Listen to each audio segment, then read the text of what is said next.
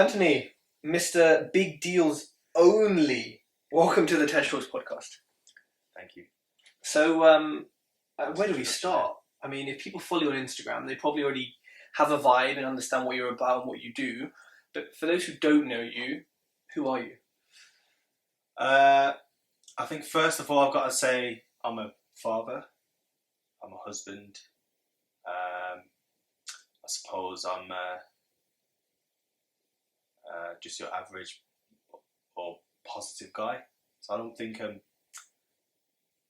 I guess I look at myself in terms of my relations to people in a way, I suppose. So that's the sort of home personal real Anthony, if you like. And then the other side of things in terms of work, I'm a developer and working on various projects from student accommodation, co-living, that sort of thing. So yeah. Okay.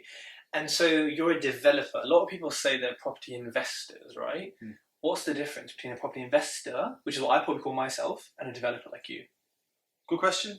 So an investor is someone just that puts up the money. So an investor is if you've got 50 grand to invest and you put that into a house, then you're considered an investor. If you put that into a house and you rent that house out, then you could be considered an investor and landlord. If you're somebody that invests and then takes that money and then does work to a property in terms of like a refurb or a new build, then you can be classed as a developer. So there's a lot of different elements, but then sometimes it mixes in. If you're a landlord that buys a rundown property, if you're an investor that buys a rundown property and then you rent it out at the end once you've done work to it, then you're in effect an investor, landlord, and developer. So Okay. actually, just it varies, doesn't it? So let's go back to when you first started in property. How long ago was it, and what were you doing before property? Before you became your own boss, per se? I was a student. I was a full-time student at Leicester Uni, and a part-time job also was at uni in Asda, and that's it. And I started a lettings company during uni, and by the time I graduated, I decided to do it full-time. So I had a sort of base of clients. I had clients that I was working with whilst I was a student. When I went full-time, I said, look, I'm doing it full-time now. Let's get going. And it kind of went from there. How, as a student, most students are drinking, partying, eating, not really thinking about side businesses, especially not one that has maybe as much legislation or complexities, at least to an outsider, as lettings. How did you get into lettings? Why lettings, and what gave you the confidence to do it? In terms of the legislation side, I guess it's my sort of ignorance, one, and just me thinking I can find tenants for landlords that need tenants. Hopefully I can make some money in the middle there. In terms of, what was your question, how I came up with it? Or how did you have the confidence to just do it? Confidence, I've honestly just, without coming across as arrogant, I've never lacked confidence. So I've got what I like to think anyway, a high level of self-efficacy. I think I can pretty much achieve and do anything that I put my mind to without sounding cliche. So in terms of confidence, always a good level of confidence. And also, I'm not afraid to fail. I don't want to fail, but I'm prepared to fail. I'm prepared to lose. Clearly, to win big, you've got to be prepared to lose big, and ideally protect the downside. So I guess doing that, the letting stuff was just, and look, at that stage, there's not much for me to lose. Really, I'm a student. Yeah. If it doesn't go well, if I don't find tenants for someone, I just lose their time, don't I? So it wasn't too much risk there. But yeah, you're right. Most students are out partying or studying, doing work. Studying. Yeah, exactly. But I did a bit of everything. I didn't really drink, but I definitely bit of studying, bit of work. I guess I was just always trying to have an extra side income and work out how I can have a business. I've always been interested in business, so it was just an opportunity that came along that I thought, hang on, maybe there's a way for me to earn some money here. And then you went full-time into your own business. And how long did you run that for when you left? 7 years. Oh, So wow. from the time I left uni to, actually, to be fair, from second year when I started to now, it's been 9 years, but it was 7 years before between the period I started and stopped to then work on large development projects. And did you sell it, or is it still going? Or no, I'd handed back properties. We're doing lettings management, rent to rent. So I was just handing back all these properties. It took me quite a while to do. Some of it was mid-contract, so it was quite difficult. So it probably took at least 2 years to achieve. Slowly hand back properties and stuff. It's quite challenging, and basically, so that was 7 years, and then 2 years ago, wow, I started working on the big stuff, but it took a little while to try and get to that. And then what gave you the kind of, what was the inspiration to then say, right, I'm going to let go of lettings and actually start buying and investing in property myself full time? But over the course of being in lettings and management, I worked out it took the same amount of time, it took the same amount of resources to let and manage a property that you don't own. And so you're making a lot less money. You're making maybe 10% if you're lucky as a managing agent. You're making 10% of the rental, and then obviously you make some other fees. They've reduced, so they've taken away tenant fees now, so these agents are making even less. So there's a lot of work involved, and when I compared it to even a rent to rent, I made a lot more money in a rent to rent. There was a lot more cash flow, and it was exactly the same work. Obviously, the risk was different. That was the difference, the risk profile. So if it didn't work out, the burden would be on me and my company. If the risk doesn't work out in the property you manage, then it's generally on the landlord. So you kind of reduced risk somewhat if you're not doing it with your own sort of property that you're directly responsible for. But again, you've got to play the risk with the reward, haven't you? So that's all part of the profile. So that's how it worked in terms of that. Okay, and then so what did you start off with in property investment? What was your first deal? In terms of actually buying, or in terms of rent to rent? Do both. Do the first one you rent to rent and the first one you bought. Rent to rent was actually, I'm almost certain it was this. Do you know, I've done so many others. I'm pretty sure this was the first one. It was actually a 4-bed house. It was in an area for students in Leicester, and it was a bedroom downstairs, 3 bedrooms upstairs. It was a lounge, so your standard terraced 3 bedrooms upstairs student house. And we were letting this at first for the landlord. Actually, I went to a property networking event in Birmingham, and as I sat there, so I went there thinking maybe I can get some clients here that I can work with landlords, and maybe they can become a client. I can do some lettings and management for them. Got there, and there was a guy up there up front presenting, and he was talking about, so I rent a property from my landlord for X amount, and I then rent it out myself. Once I've rented it from the landlord, and I make X amount per month. And I was sitting there, and I just, it was just, my mind was blown. I couldn't believe it. I was like, oh my God, this thing's been staring in my face the whole time. Right in front of you, literally. Yeah, exactly. Whilst I've been doing these lettings and management the whole time, and I could have been making a lot more money. I've been running around, working my arse off. So I went back that evening and started emailing some of my clients and said, this is what I can do. And then straight away, I probably got about 3 clients that were like, yep, interested. So this one landlord, that first house, he actually owned a few. I put it to him straight away. He was like, yep, I can do it. I'm up for that. I'd actually never met him in person. So we signed the lease electronically. It was done through DocuSign. And the tenants, we secured the tenants. They were they were international students. So we secured the tenants without them viewing the property first. We showed them pictures. So we'd been to the property. We just had never met the landlord. And so it was, so the lease was signed electronically. The tenants were signed up electronically from a distance. And we got the rent to rent that way. So I got the landlord to meet the tenants at the property when they were moving in. So I'm based in Birmingham, that's in Leicester. Landlord met the tenants, and then done.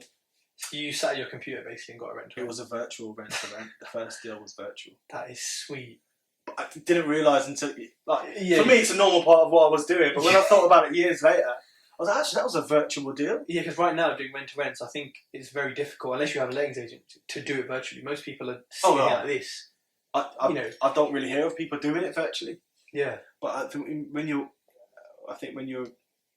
and again, it's ignorance, isn't it? But for me, I was just thinking, well, it's a bit long-winded for me to go there. Yeah, and if he's already based in Leicester, the property's in Leicester, the tenants are ready to move there, why doesn't he meet them, leave the spare keys for me so I've got my landlord set?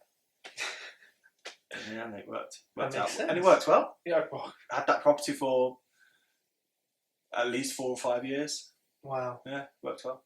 And then what was the first one you purchased? Just a student house. So it was a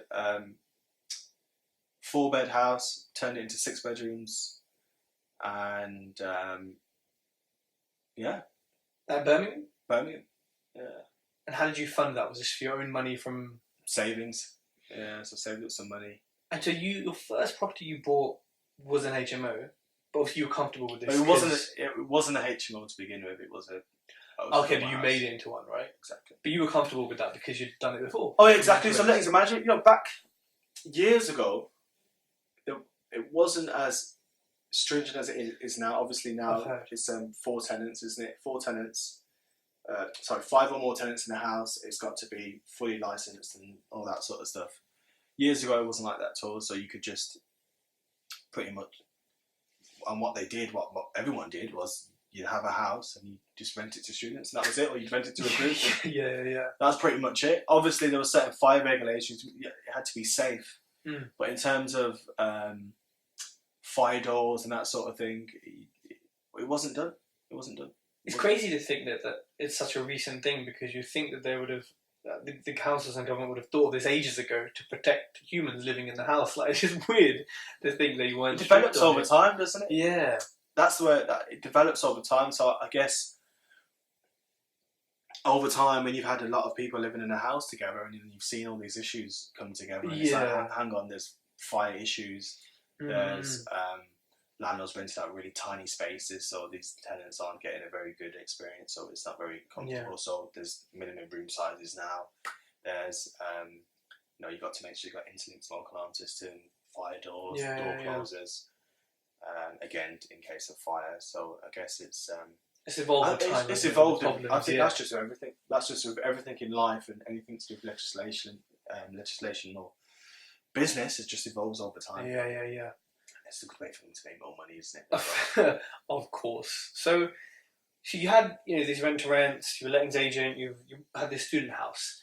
How did you then sort of move to where you are now? I was on a.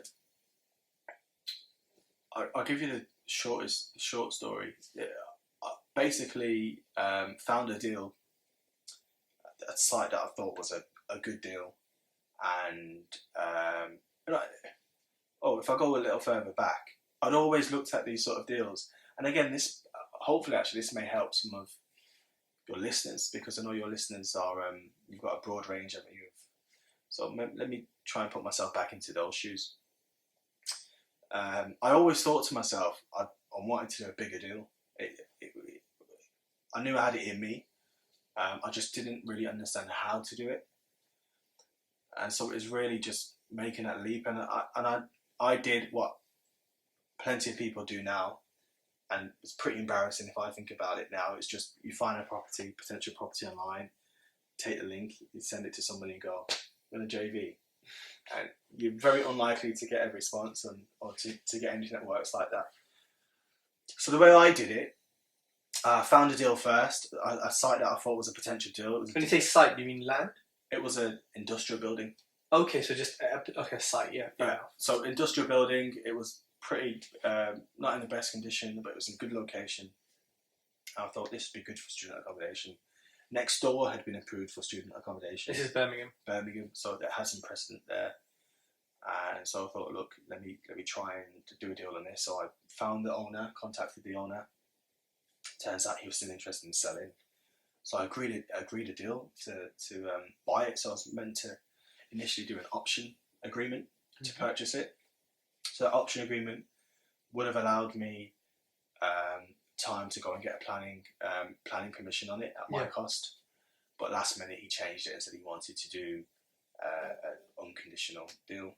Oh, okay. So we then instead changed to an exchange of delayed completion. Okay. Still worked fine. So then during that period of, so it's a 12-month delay.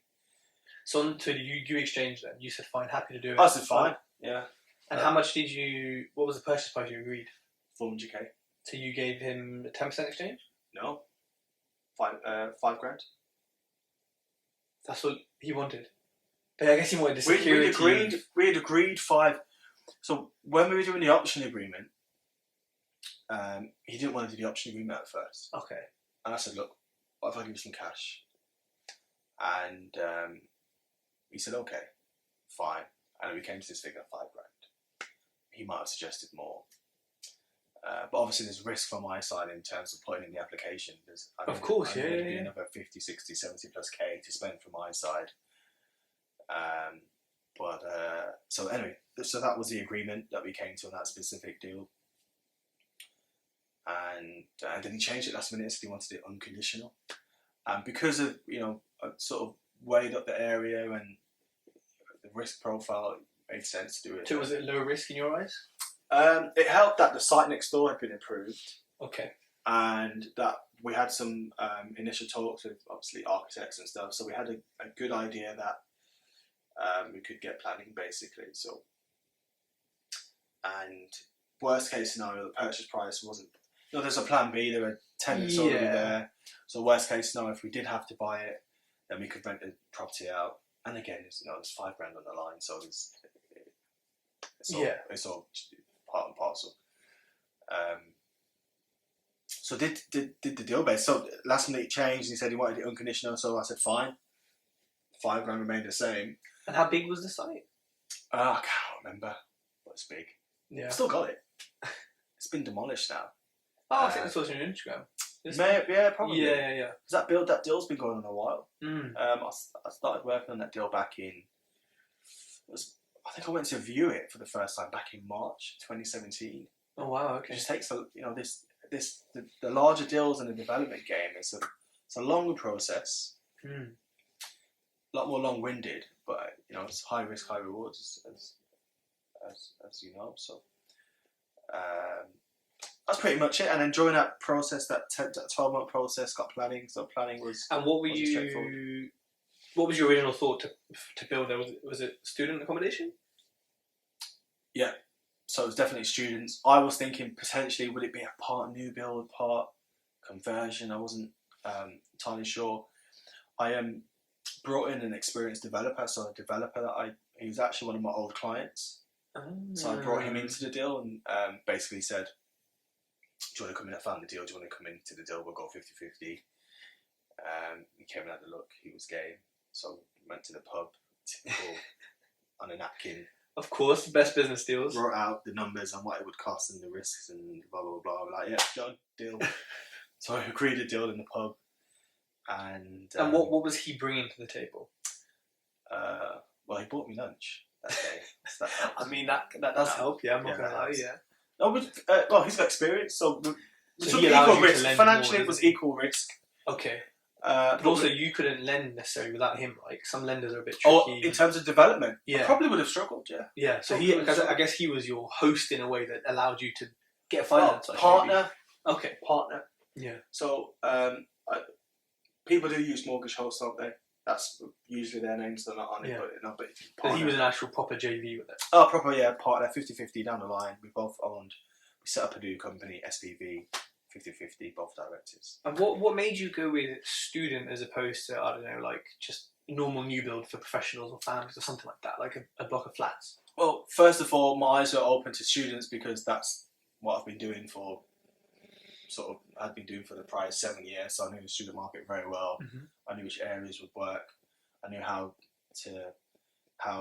what way to design them, how it would appeal, in terms of design, facilities, features, location needed, everything relating to students I understood because that was my market, and Birmingham's obviously a market that I'm active in. It just made sense, and when that opportunity stood out, it all sort of, my working knowledge of the field geared me towards that's the best route for this particular deal. Okay. Yeah. So You got it on exchange with delayed completion. You mentioned before that you said at the time you thought it may cost you 50 to 70 grand in fees for planning. So how much did planning cost you? In the end, we got outline planning at first for. Do you know, we've had a few changes. I think it was 61 studios. Okay. Purpose Built Student Accommodation studios. So we got outline planning for 61. Okay. Up to that point, probably cost 60k. And then we had to. Hold on, to get outline planning, it cost you £60,000. Yeah, it's about that. It's not cheap. What was the cost actually for? Like, who were you paying that to? So what are those costs? What's it made up of? Yeah. It's made up of architect fees. Let's say architect fees. I'm gonna obviously I can't remember the exact figures. I've done a few of these now. Yeah. So let's say architect fees are in the region of 30k. Jeez. Okay. Let's say consultant. So you need all these other surveys. So you need a noise survey. Mm-hmm. So that I'll just name a survey. Noise survey, transport statement, maybe a travel plan. You need planning statement. You need student accommodation needs assessment, so report on the market. What else is required? You need. Let's have a think. It's pretty hefty. Tells me how much. Then you're going to need some input from M&E, structural engineer, because they want to make sure that the initial design drawn up by the architects is feasible. So you don't have to be making changes and amendments later. So you've got to pay for that. You might need to do a utility search. So there's a bunch of costs that just come into it, and then obviously the planning fees are not cheap either. To the council. So the planning fees to the council are expensive as well. So planning fees were at least, I think it was at least 15k just for the planning fees. It's expensive. And planning departments aren't that, that quick, shall we say? No, that took 10 months. And you're supposed to get your application determined in 13 weeks. Once you've submitted it, you've got to supply all this information, pay for all these reports, get your architects involved, noise, structure, whoever it is involved, transport, pay all the fees, and then at the point you submit, then it's supposed to be 13 weeks. But there's nothing you can do to complain or. Oh, you can complain. But it's a funny little process, isn't it? You can complain. Who are you going to complain to? The same people that are determining your application. Or that need to recommend it for approval or refusal to the planning committee.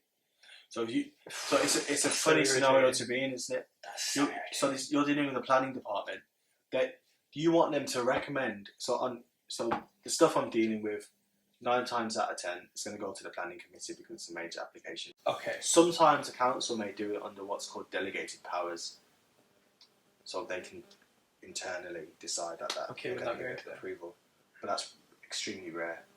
And so larger contentious potential applications, it goes to a planning committee once it's been through the planning process.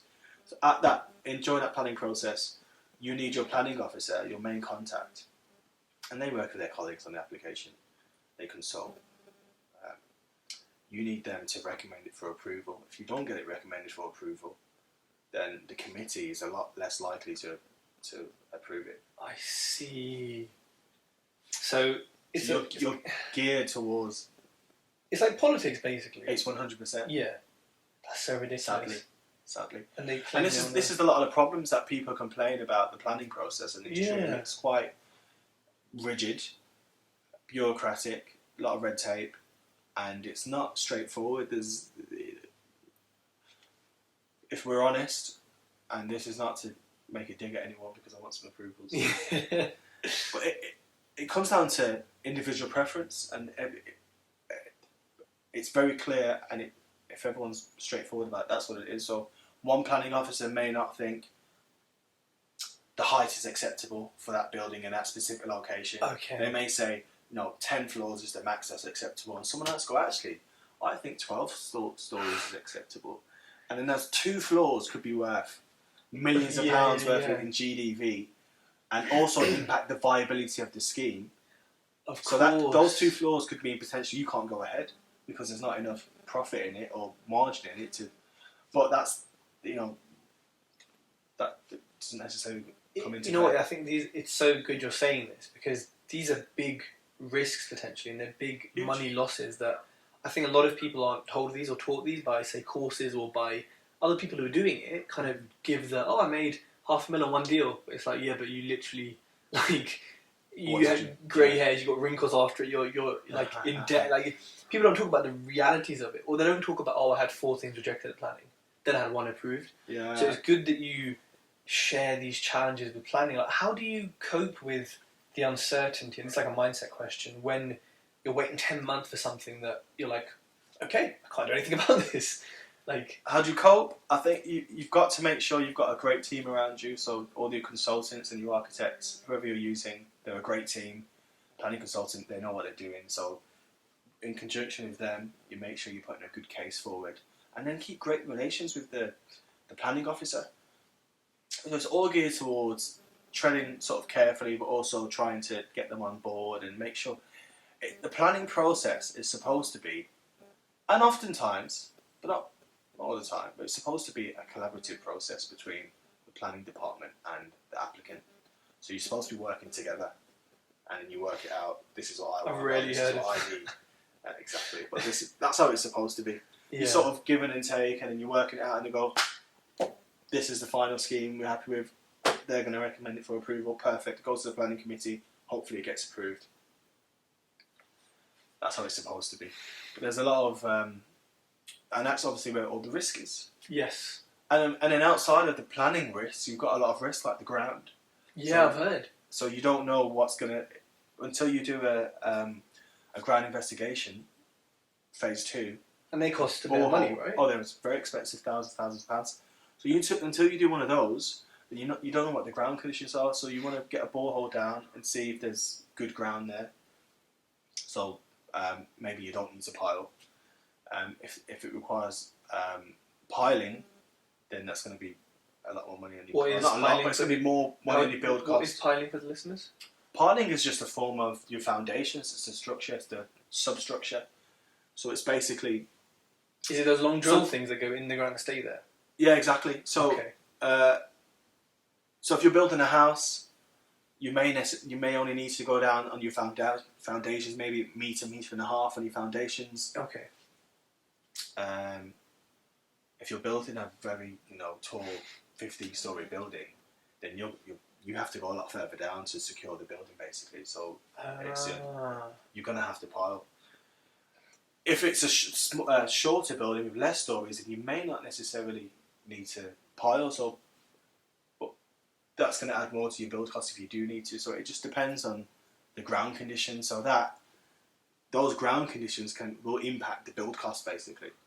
And so the worse the ground conditions. When do you assess ground conditions? Is it before you exchange, or is it way later? This is where the risk is.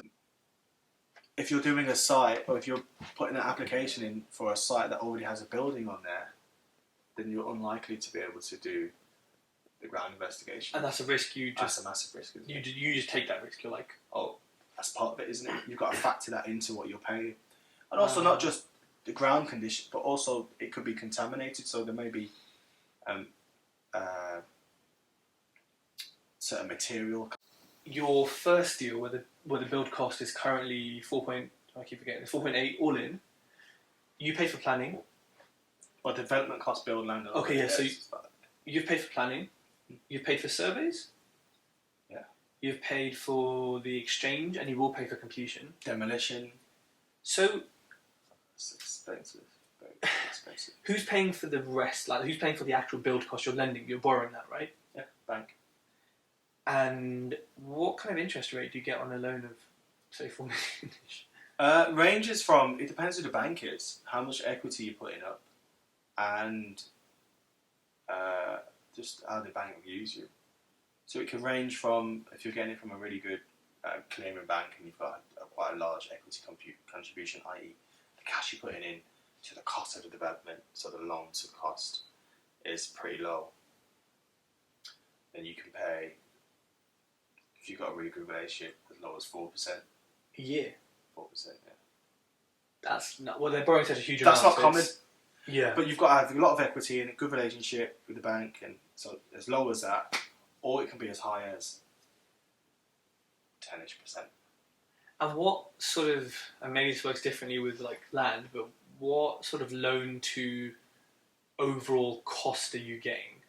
If that makes sense. So how much of the total cost of you are you being loaned? I think we're up about, I think we're 80. That's pretty good. Yeah, 80% loan to cost. To be able to build a site of that size 80%. and only put in sort of 20%. I know 20% of that is a lot, That's a lot, but and so are you using investors to fund any of this, or is it purely you, your partner, and a bank? Yeah, exactly. So no investors. Well, apart from he's from him and he's an effective investor as well, isn't he? Okay. And me. Wow. And then so But he's put up majority of the money. I see, which is why you've probably done most of the work then, in terms of the hands-on stuff. Okay. So I did a lot of the work during planning. Now we've got to the build side. It's had his input a bit more, but then we've got project manager as well. So Yeah. everyone has their input. Okay. So my work again. So I did majority of the work to get the planning, the actual the design stuff is actually done by all the consultants. Really, they're all doing the work. We just sort of manage the process. We've got a project manager that manages that. So there hasn't been that much for me to do during this process, really. I've helped with the funding and making sure we've got the right information in terms of rentals and figures and all that sort of stuff. So we produce that sort of stuff at this stage. The next bit where it really kicks in for me is that I operate my schemes as well, because I'll give my sort of experience. By So operating, that's when it kicks, manage. manage it, exactly. Okay. So that will kick in again. So it's the planning application, and then it's sort of managing that bit, but you have a project manager that's really should be taking control of that during the technical design, and then I kick back in full force when it comes to the operational side. And do you hire interior designers for your place, or are you making? You said you want the best kind of quality product. Do you make sure that your studios look way different to the market? Just the basics you've got to do Yeah. won't change in terms of, obviously you've got to have a good infrastructure in terms of Wi-Fi, room access controls, the factory, other stuff like having en suites and double beds. Those things are pretty much standard. The design stuff is actually quite good as well, so making sure it's designed and quite inviting and that people are going to want to live there. That's a big part of it. Another side is really about the experience and how you manage the accommodation and treat tenants and how you make them feel. So that's where really you're going to separate yourself. So again, everyone can, and I've seen this in the HMO market, and this is one of the reasons why I actually came out of doing some of the rent-to-rents, because I then was starting to compete with other rent-to-renters and landlords that were spending 6 figures on their property. I couldn't compete with. Of course, I'm never going to spend that on my rent-to-rent. And I couldn't compete compete with their offering. So if I've got a nice 5-bed house with 2 bathrooms, and I've got a nice 6-bed house with 6 en suites and a fancier kitchen and nicer furniture, and then next door, and it's a similar rent, I'm probably going to struggle. I'm probably going to, in comparison, I'm going to have a bit more of a difficult time trying to let the accommodation. So you can have all the fancy stuff on these schemes, but it really comes, in the end, it's going to come down to how you treat people and how you make them feel. Okay. And then moving on That's how I stand out. No, I think, you know what, it's important because a lot of people see property as like the bricks and mortar, but there's people in it who are paying your bills, there's people in it who are buying it off you, so... You don't hear enough about the tenants, do you? You hear a lot about, and this is what I've actually been thinking about recently, and some of the stuff that I put out of my content on Instagram and other stuff is other places where I'm quite active. I've kind of thought, actually, I'm going to make this a bit more about, not make it a bit more, I'm going to show a bit more about what it actually is, because I'm showing quite a bit of the development side and the planning side, and actually that's where I'm at anyway, the stage I'm at. But I'm actually going to show a bit more about the tenant side, and the resident and the experience side, which is sort of probably the key thing that I'm concerned about, to be honest. I've got intentions and ambitions to create a large portfolio, but I'm not going to do it and sacrifice tenant experience and having tenants long term. And it's your core value. Exactly. Exactly. Okay. That's my biggest drive. So that deal is in progress. Yeah. Have you done any more big ones since? Or in the Yeah, I've got a process few. We've got a few. Doing Birmingham's first co-living scheme. So that's in the pipeline. That's in planning. Oh, pre-planning. So when you say first co-living scheme, what? Because most people kind of who have really nice high-end HMOs would call that co-living. What do you mean by Birmingham's first co-living? I mean it as in Purpose Built co-living scheme. So you mean like a tower? I mean like specifically built for the co-living, people that you target for co-living, instead of converting a house or a factory or something. You're building it from the ground up. Building it So from the ground up. New build. technically, is it a very swaggy HMO? Like just so people can understand what you. I wouldn't call it a HMO. So is it all rooms or? It's an apartment complex. That's what I'd call it. So the co-living aspect. So they're sharing kitchens and baths, or No, so they share. So think of student halls. mm-hmm. The makeup of student halls generally is you've got cluster flats. So by these cluster flats, I mean you may have 4 people living in a flat. Each of these 4 people have their own bedrooms and have en suites in those rooms, and then you've got a shared kitchen, sort of lounge area. It's a 4-bed cluster flat. That's what you'd call that.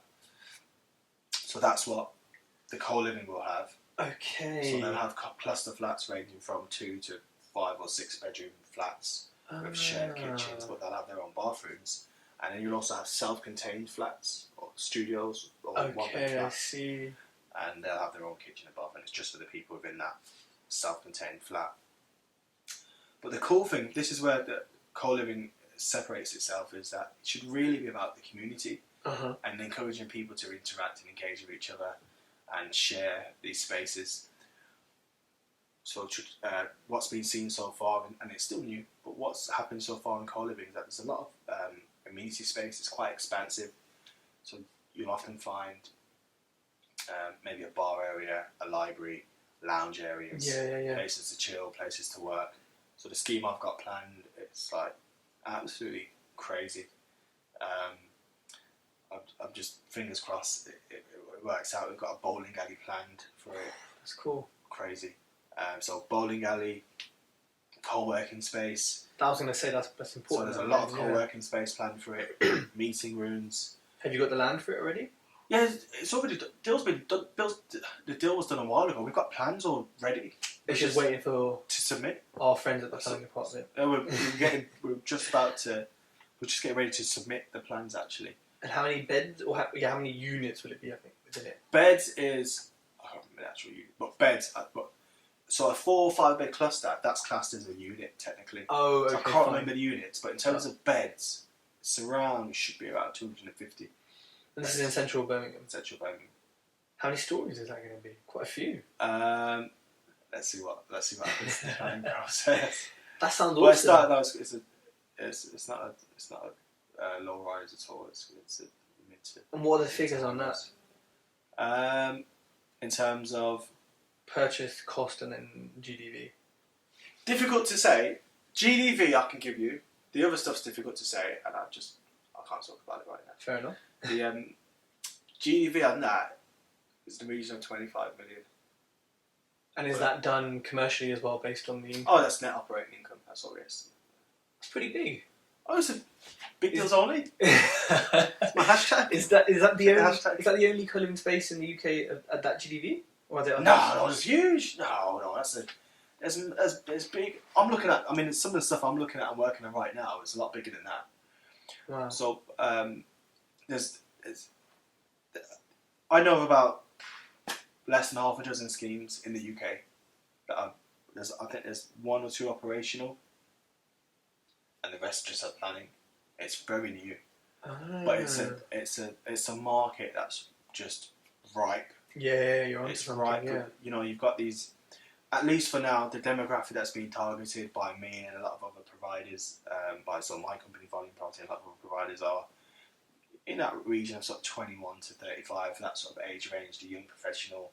You graduated, but you're not quite ready or in a position to maybe rent your own place or buy your own place. So you don't want to, because you'd rather the community vibe and meet people, mix with others and that sort of thing. You've got 4, 5, 600, 700, 800. I think the biggest one is probably 700 beds that I'm aware of. Where's Huge that? schemes. There's one in Sheffield that's planned. That's a mixed one. That's mixed students and co-living. There's one in Manchester. There's one in. There's a couple in London that have been approved. So Big schemes. a lot of people, when they talk about HMOs, they talk about saturation, right? You probably hear this a lot. When people talk about HMOs or rent to rent, saying, "Oh, and I always, is it going to work in this area? Are there too many HMOs? Is co-living or HMOs overly done in an area?" You're about to build a huge block of them. How are you confident in the supply? Is it based off purely sort of economic factors and the fact that Birmingham is growing at an incredible rate, or do you do like solid statistical research? Bit of both. It's mainly the former, because if we look at there's definitely research that has been done in terms of the number of students that stay on once they've graduated. For Birmingham, it's in the region of 40% of Wow. students stay on that study in the city. It's quite a high figure. Yeah, it is, yeah. Obviously, some move home and some move to London and other parts of the country. So some of it's based on statistics, some of it's based on how many students are here, how many people are actually renting HMOs at the moment, because our product, and the unique thing about Birmingham is there's not really HMO areas in Birmingham that's walking distance to the city centre. I see, okay. So you've got the likes of Edgbaston, you've got Selly Oak, you've got Moseley, Kings Heath, Erdington. These areas are quite highly saturated now with HMOs, but they're not really walking distance. They're, at the best, you're probably going to get 20 minutes walking distance at the best, but I don't think it's that. It's probably more closer to in a region of 30 minutes plus. So a lot of people are commuting to work into the city centre, so they're getting the bus, driving, that sort of thing. So they don't even have the option to live in the city centre without paying the high prices for renting an apartment, 1 or 2 bed, or buying somewhere. So you look at how many people are in the HMO. So it's a mixture. There's a huge market, at least on the student side. I know there's 16,000 from the last time I checked. 16,000 students living in HMOs in Birmingham. That's just on the student side. If let's say 40% of those stay on, Okay, that makes sense. where do they move to? That makes sense. And obviously everyone listening has heard big deals only here so far. That's what we've spoken about. How did that, I guess let's call it a philosophy, and a way of, I guess, being and the way you run your business, how did that come about? Like, obviously some people love buy-to-lets, they'll have 200 of them, happy days. Some love HMOs, some love big deals only. Did something frustrate you about the kind of smaller stuff that you said, right, forget it, I'm doing big deals, big risk, big time frames? 100%. I was frustrated with the fact that it was the same amount of work to manage, and in fact, managing 20, 30 HMOs compared to managing 20 or 30 apartments in a building is very different. Yeah, I can imagine. It's a lot easier to manage within the building. Obviously, you've got in the 20, 30 HMOs, you've got 20, 30 different gardens, 20, 30 different roofs, boilers, kitchens, kitchen issues, all these sort of different potential issues. On an apartment block, you've probably got one entrance hall, maybe one post area. If it's a student accommodation scheme, you've got a plant room potentially that heats the building, so there's one heating system instead of 20, 30 different boilers. So it just, from an economical and operational perspective, it makes so much sense to build the apartment block. It's just, obviously, they're different figures. You've got to add on the zero. Yeah, a couple of zeros sometimes. Two, in order to do those kind of deals. So it's more about the level of thinking. So yes, it was down to frustrations with, or realising that my time was best spent, and the potential to make a better and have a better return for my time and resources was on the bigger stuff. So it was really about how do I work and gear myself towards that line. I see. And is there one piece of advice that you would give anyone listening who is maybe they've got a few properties, maybe they haven't, they're thinking they want to get into big deals only, but maybe they're worried about all the challenges we've spoken about, all the costs, all the issues. Is there one single thing you could say to them that maybe would change their mind or give them a kick backside? Big deals only for me. So when I say big deals only, and I've got a hashtag and I've put this on Instagram and stuff. What I mean by big deals only is more about getting outside of your comfort zone. And so I've found, and I know it as a matter of fact, is when you make real progress in life and really achieve something personally, or in business, but when you achieve something as an individual, it's usually when you've operated outside of your comfort zone. So doing something that you're not used to doing, and doing something that isn't really easy to do. Mm-hmm. So big deals only is more about operating outside of your comfort zone. So what's big to me may not be big to you, may not be big to somebody else. I've spoken about my 7 mil GDV deal and 25 mil. There's certain developers that wouldn't touch that. Certain developers are only looking at 50 million plus. Yeah. So to them, my deals, those deals there are small deals. Yeah. So it's relative. But to me, as I'm working on it, and at that point, for sure, it was a big deal. And I mean, to be fair, even now it's a sizable deal. So it's really about a state of mind when I say big deals only. But yes, it also relates to the fact that I'm actually working on sizable deals. So there was a massive driver for just pushing my comfort zone and doing bigger deals. In terms of piece of advice, what for somebody that wants to work on bigger stuff? Yeah. But they may be stuck by either. Most of the time, it's our own mindset, right? Like, it's too big, it's too expensive. Where am I gonna? Always. Yeah. So what would you say, if anything? Experience first. Prioritize getting the experience. So if you can somehow, yes, it's good learning all the theory, but somehow get some experience behind you and get someone on board that already has done it before, that knows what they're doing. Get them on board and try and work with them. Even if it means you bring them a deal, you take no money, no share, but in return you get to work on a deal and have some direct experience. That's worth its weight. You take that. You take that.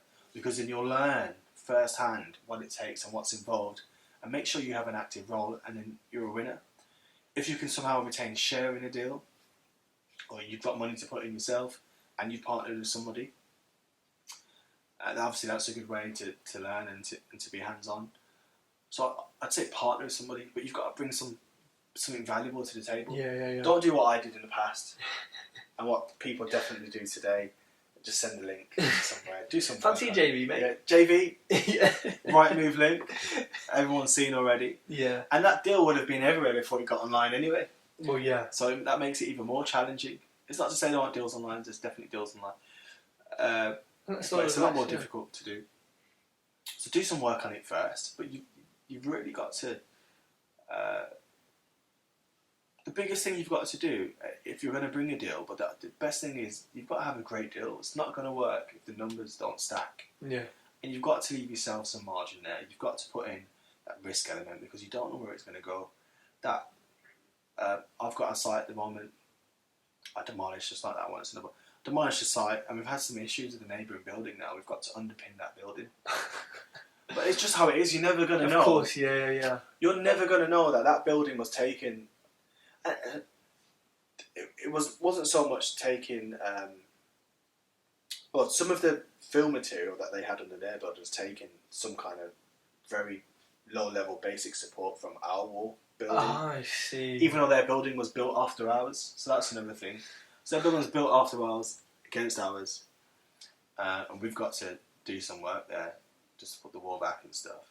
But it's weird. It's a bit more complex than it sounds in terms of how to explain it, but there's risk there that you're just not going to know. So that margin needs to take into account that, because you don't know where it's going to go. So again, it's high risk. There's high rewards. It's not for everyone. Some people that I speak to, they've already done well in property, and then they say to me, "Look, I think I should be doing big stuff." And I say, "Well, you've already done well. Why would you want to create the problems for yourself?" It comes down to your end.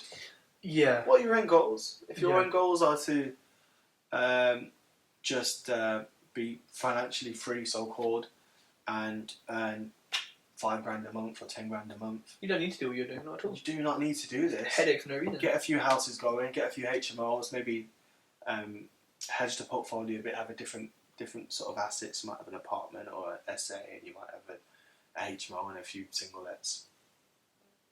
You're good to go. Yeah. Make sure they're looked after well. Make sure your tenants are treated well. You're in. That's all you need to do. Or you do one smaller deal. You don't need to do a 7 mil GDV. You could do a 1 mil GDV deal. Yeah. And you could be set. So it really comes down to your end goals, and then you've got to work out, are you willing to take that sort of risk? So for me, it's not so much about as I said, it's not so much about the money. I could actually, if I wanted to retire just from working on the stuff I got, obviously I could potentially just stop. Yeah. Make sure they're running well, and that would be it if I was happy with. But I'm more about pushing my own boundaries. I do it if I'm honest, I do it for myself. It's on my own ego, sadly, and it's just really working out how much I can achieve. How much can I push it? And on the back of pushing it, I get to provide a really great service and really great accommodation to people that hopefully want to stay as long as possible. Solid. I think that's great advice. I think always have to start at the end, because, like you said, you may not need a tenth of what you're going to be making in these deals to be happy, to be content. So always Start there first. Write down your goals, work back, because what do you need, right? What does it look like?